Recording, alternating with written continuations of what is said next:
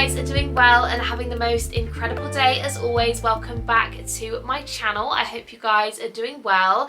In today's video, we are going to be going through a bunch of books that I would recommend if you are ever in that dreaded reading slump era. We have all been there. It is a time that we don't want to be in. I was in one not so long ago and it was truly just traumatic. I feel like there is never a light at the end of the tunnel, and I feel like every book I was reading was just slow and dull and I was just not having a good time. So I thought in today's video I would go through all the books that I absolutely loved, devoured, flew through, and just immersed myself in so much that I feel like these books would really help, especially if you are in your slump era. So without further ado, I hope you guys enjoy this video. Get comfy, get cozy, grab yourselves a drink and a snack, and let's dive into the video. Okay besties, so the first book is a thriller. Now for me, a thriller is a really great place to start if I'm in a reading slump, because I find them so addictive and I just cannot put them down, to the point of I feel like I read them within like 1 to 2 days. So they are really good for me to kind of help just sort of get rid of that slumpy feeling, if you know what I mean. So the first one is One of Us is Lying. This is by Karen M. McManus and I absolutely loved this book. This book is essentially about 5 students and they all go to detention and one of them doesn't make it out alive, and essentially you're then looking at all these 4 students thinking, well obviously one of you guys has killed him, like he's not just died for no reason, do you know what I mean? And you're reading the book on all their POVs, so you kind of don't really know who to trust, who to believe, and it's just so good. It's really, really good. I honestly recommend it. The Netflix series is so good, but they cancelled it, and I truly won't ever forgive Netflix for cancelling such a good show. Like, it was spot on, and I have actually rewatched it multiple times and I absolutely just loved it. But yeah, this was amazing. I really, really recommend this book, especially if you haven't watched the series yet. I think reading this first is a really good way to start, but if you honestly need to get out of a slump, just pick up a book like this. It was so good. I would happily reread it. I think I might have to. It was that good. Sticking with the YA thriller mystery kind of vibe, we of course have to mention A Good Girl's Guide to Murder. This is by Holly Jackson and I love this series so much. I think I have about 3 different copies of this book. Like, I love this book so much. The show on Netflix or even Amazon, I think it is just insane. Like, it's so spot on again to the book. Like, I absolutely loved it, but please read the book first, because obviously it's going to spoil the book if you watch the show first. But this is basically about a girl who, I've got to try and think of a way to explain it without spoiling it, but it's basically about a girl called Pip. This is Pip here, played by, I think it's Emma Myers. Emma Myers, is that her name? Yes, Emma Myers. Basically Pip, she wants to do a project on a girl that went missing because she doesn't think that the guy that got blamed for her going missing, etc., should have been to blame. Does that make sense? So she wants to do this school project on uncovering basically what was hidden, and she ends up getting like threatening messages being like, you better leave this alone, which obviously then kind of encourages it again to think, well, it's obviously not what happened. Like, the person that got the blame is obviously innocent in this situation. It's just so good. I hope I've explained that really well. I feel like I haven't. I feel like I could have just read the back to make it. I'm going to read you the back. So the back says, 5 years ago, schoolgirl Andy Bell was murdered by Sal Singh. The police know he did it. Everyone in town knows he did it. But having grown up in the same small town that was consumed by the murder, Pippa Fitz-Amboni isn't so sure. When she chooses the case as a topic for her final year project, she starts to uncover secrets that someone in town desperately wants to stay hidden. And if the real killer is still out there, how far will they go to keep Pip from telling the truth? That's what it's about. Does that make more sense? It's so good. Honestly, I loved it. And in the book as well, what I really loved is when you're reading it, you can see like the emails and stuff like that. Like, it's kind of laid out as you're looking at it, and also there's like maps and things, which was really interesting. Like, you can see she made a town map and stuff, which just made it so much more immersive. Love this book. So, so good. The series is amazing and the book series is also amazing. So highly recommend that one. Okay, so next up we are going to go on to more like adult thrillers. This one is The Housemaid by Frida McFadden. Now, Frida for me is an incredible author. She's very good with her plot twists, which also then help me get out of a slump. And for me, Frida McFadden's books always get me out of a slump. If I'm ever feeling a little bit kind of sluggish with reading, or I'm not in the mood and I haven't found something that's like gripping me in, Frida McFadden's books are my go-to. They are so good. If you haven't heard of The Housemaid, I don't even know what to tell you at this point. I feel like you need to go and read it because it is so good. The movie was so good. I loved it. I thought the movie was incredible. I really enjoyed it and I cannot wait for the next one. But essentially this book is about a girl called Millie who goes to work in a house as a housemaid, hence the name. And she basically just had a serious past situation. I don't want to ruin it, so I can't really tell you, but she's been somewhere, so she finds it hard to get a job, essentially. So she goes and works in this house. It's just not all as it seems. There's a lot going on behind the scenes that just seem really weird, and the plot twist, honestly, when I read this, insane. Like, I cannot recommend this book enough. So if you ever feel that kind of big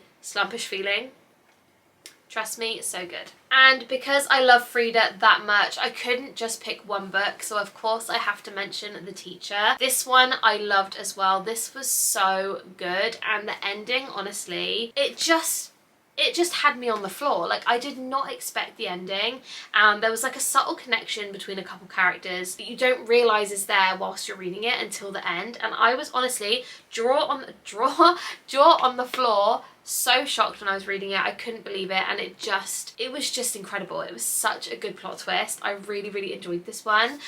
So yeah, this is just like an honourable mention because I feel like I don't just want to give you loads of Freida McFadden books to read, but this one was also very good. The next book, I won't lie to you guys, is another thriller. Now this is going to be the last thriller that I recommend, but this one was also just so good. This is That's Not My Name by Megan Lally. This one had me by surprise, okay, because I picked this one for my book club, which if you haven't joined, by the way, it is down below. But essentially this book was just so gripping. We were all reading it and absolutely just jaw on the floor shocked when we were reading this. So this is essentially about a girl who is in the middle of nowhere and she doesn't know who she is. She has no idea how she got there and she just doesn't know what to do. So she ends up going to the police station and she's sat there, and all of a sudden her dad comes in and he's like, "You have my daughter, like here's her photo, here's her birth certificate, like she's my daughter." So she's like, "Okay, well I must be your daughter then, like let's go home."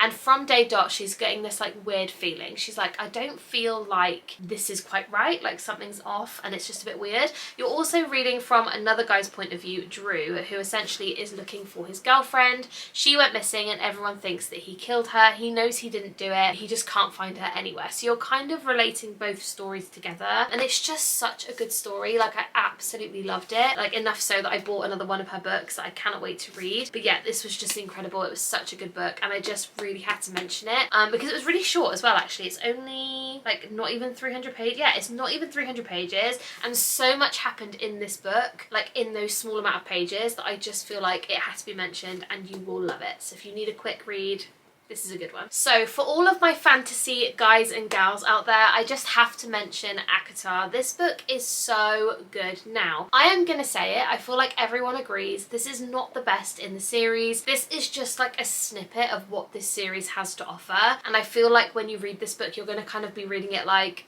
I don't really, like, I'm just a little bit bored. Trust me, when you get to like, I don't know, like a third in, bingeable. Like, binge the whole thing, insane.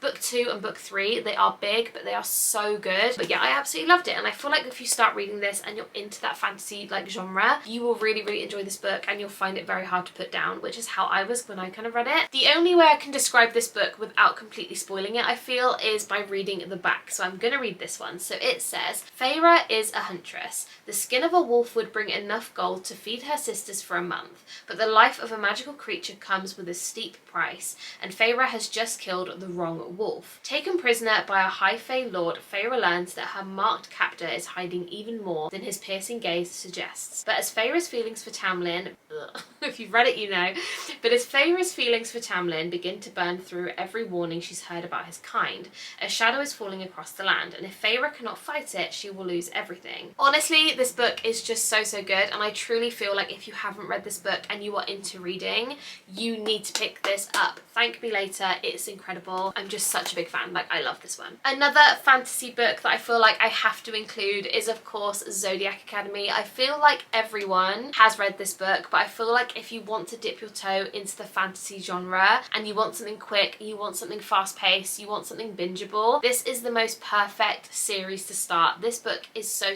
good. The only way I can describe it is it kind of gives off that like Harry Potter vibe, but more like Fae and that kind of thing. So you've got Tori Harry and Darcy, who are both, would you call them fae? They basically, I don't know if you would class them as fae, to be honest with you, but they have powers. Essentially, these people, you kind of have a power of an element. So you either have like the water power, the fire power, earth, air, etc. And they basically go to this school, and it does give off like dark Harry Potter vibes, which I think is why I just loved it. It is giving bully romance. If you don't like a bully romance, you won't like it, because there is a lot of the bully trope in this, and I'm not gonna lie, like when I was reading towards the end, I was like, how can I ever love these characters, because what they're doing to the girls is just insane. And some of the characters was so weird. Like there's a teacher in this that's so bizarre, but it just, I couldn't put it down. Like I was obsessed with it. So honorable mention, have to recommend this one. It's just so good, and it's all on Kindle Unlimited as well. Next up is a romance book, and this is Ready or Not by Cara Bastone. This one I absolutely loved. When I read this book, I remember reading like the last couple pages thinking like, is that it? Like I want more, because I just needed more of their story. It was so bingeable and it was so sweet. This is essentially about a girl called, what is her name? Eve. Now Eve has an accidental pregnancy, okay? It is literally on the front cover, you can see it, it is on the back, it's not a spoiler, but she has this one night stand accidental pregnancy with this guy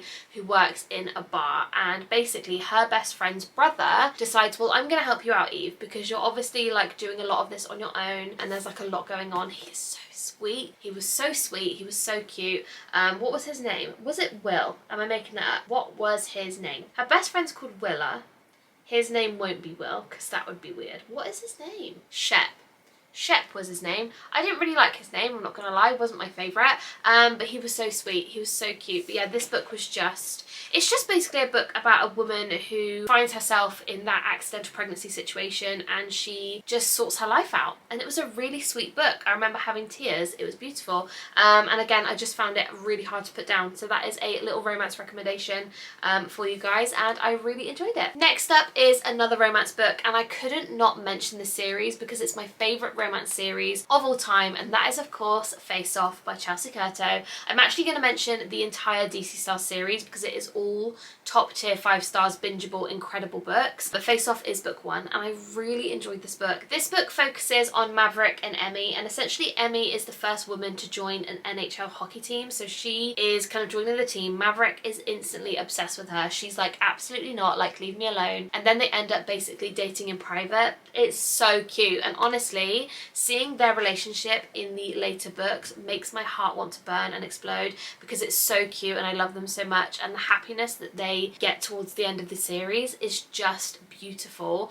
I just love this series like with my whole heart. It's my favourite series of all time, and it is getting traditionally published, so I will be buying the new covers because I feel like I need it, because I love them that much. And I think they're gonna also include like bonus chapters, which I obviously need to read. All these books are amazing, but the first one obviously you need to read first. I just cannot recommend it. I feel like anyone who starts this series will binge these books in like no time, so I highly recommend. And last but definitely not least is a chunky book, okay? But the reason I'm including this one is because the way that this one is formatted, I read this book so quickly, especially for a book this size, and in the days that I read it, it was ridiculous. And that is the Mindfuck series by St. Abbey. Now this book essentially is 5 books in one, so she's chunky, okay? But it's 5 books in one, and this is the most insane book I have ever read, and I absolutely love it. So this focuses on a girl called Lana Myers, who essentially is a serial killer, and she ends up dating the guy who is working for the FBI team who is looking for her. Insane, okay? But she has got reasons as to what she's doing, and she's not just going out killing random people. Like the people that she's killing do deserve it,